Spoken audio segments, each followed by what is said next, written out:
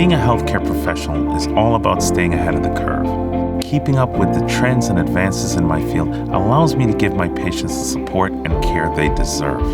About 85% of my patients have type 2 diabetes, so when a basal insulin like Tresiba came along that could get them to hemoglobin A1C goal, it was an easy choice for me to make. Tresiba, insulin degludec injection, is indicated to improve glycemic control in patients 1 year and older with diabetes. Tresiba is not recommended for treating diabetic ketoacidosis. Tresiba is contraindicated during episodes of hypoglycemia and in patients with hypersensitivity to Tresiba or one of its excipients.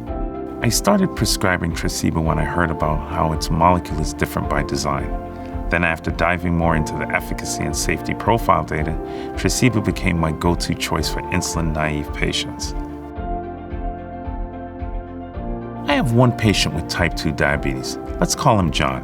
He's in his early 60s, and he came to me with a high hemoglobin A1C. He also had heart disease and hypertension. When it became clear that basal insulin was the appropriate next step in his treatment plan, he was hesitant to go that route. He was worried about the change and how multiple injections a day might interrupt his daily schedule. John has 3 grandchildren who keep him busy. He enjoys cheering them on at soccer games and having them come spend time at his house. I wanted to start him on a path to managing his diabetes, which fit his needs, so I prescribed Tresiba. When I prescribe Tresiba, I make sure to tell my patients never to share their FlexTouch pen, needle, or syringes, as sharing poses a risk for transmission of diseases.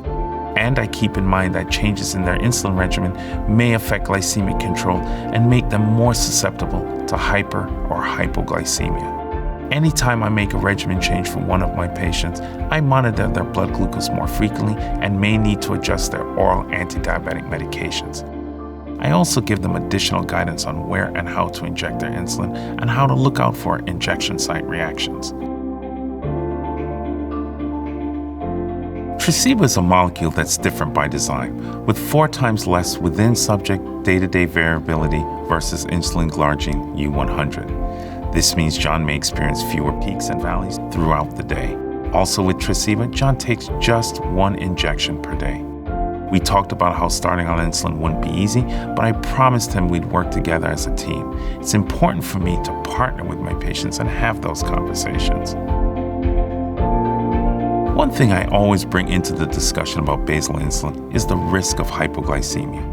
Hypoglycemia is the most common adverse reaction of insulin, including Tresiba. Severe hypoglycemia can cause seizures, may be life-threatening, or cause death. Hypoglycemia can impair concentration ability and reaction time. This may place the patient and others at risk in situations where these abilities are important, for example, driving or operating other machinery. Hypoglycemia can happen suddenly, and symptoms may differ in each patient and change over time in the same patient. Symptomatic awareness of hypoglycemia may be less pronounced in patients with long-standing diabetes. In patients with diabetic neuropathy, using drugs that block the sympathetic nervous system, for example, beta blockers, or who experience recurrent hypoglycemia. The long-acting effect of Tresiba may delay recovery from hypoglycemia compared to shorter-acting insulins. Risk factors for hypoglycemia. The risk of hypoglycemia generally increases with intensity of glycemic control. The risk of hypoglycemia after an injection is related to the duration of action of the insulin, and in general is highest when the glucose-lowering effect of the insulin is maximal. As with all insulins, the glucose-lowering effect time course of Tresiba may vary among different patients or at different times in the same patients, and depends on many conditions, including the area of injection, as well as the injection site blood supply and temperature.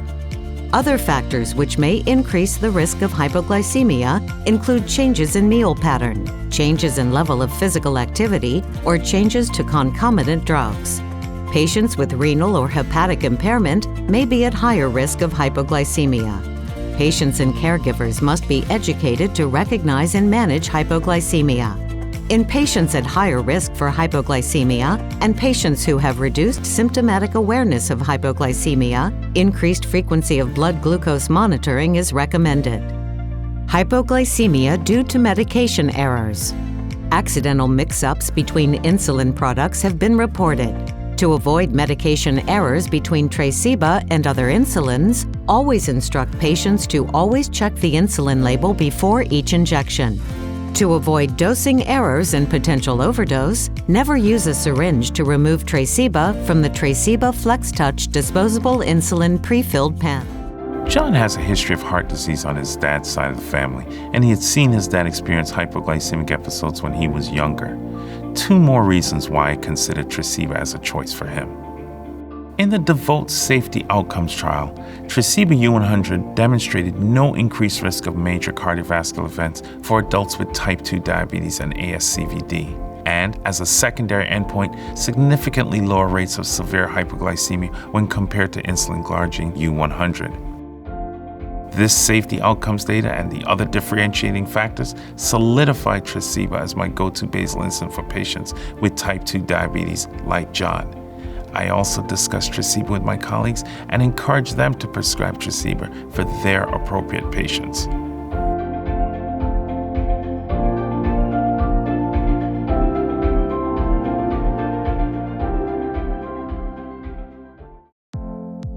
Hypersensitivity reactions. Severe, life-threatening, generalized allergy, including anaphylaxis, can occur with insulins, including Tresiba.